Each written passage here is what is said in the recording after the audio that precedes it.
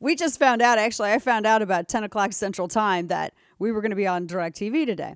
So if for those who are watching, DirecTV picked up The First, which is the entity that helps to simulcast our nationally syndicated radio show. And I've had a radio show for over a decade now. We're in hundreds of markets across the country.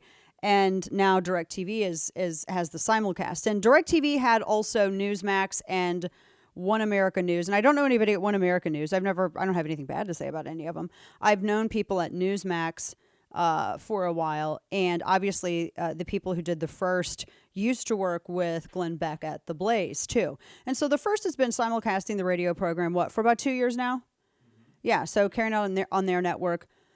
I'm gonna say a couple of things. I'm not going to get involved in anybody's business decisions, and I'm not going to feed a media a desire to create a frenzy where it's not helpful. I can't stand that stuff. I kind of go by the golden rule where it relates to conservatives or people on my ideological side that I know.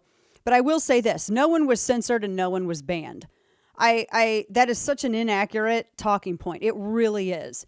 Nobody was censored and nobody was banned. There are just certain decisions that are made with regards to business and that have to do with like fees or licensing. And if it doesn't work out, and was my understanding. And I know I don't run the business, so I don't know what kind of, I know like you, what is publicly available. And apparently DirecTV wanted certain, I think, carriage fees, or they were being asked to provide a carriage fee when one had not been provided before. And that changed the nature of the, I think, professional relationship, because they didn't want to have to pass that cost on, et cetera, et cetera. So it's basically just business decisions. It's not because anybody was censored. It's not because conservatives were canceled, and it's not because anybody was banned.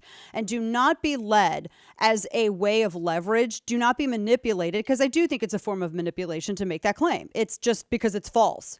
I mean, Fox Nation was also put on DirecTV, as was The First. So if anything, more conservative voices were added.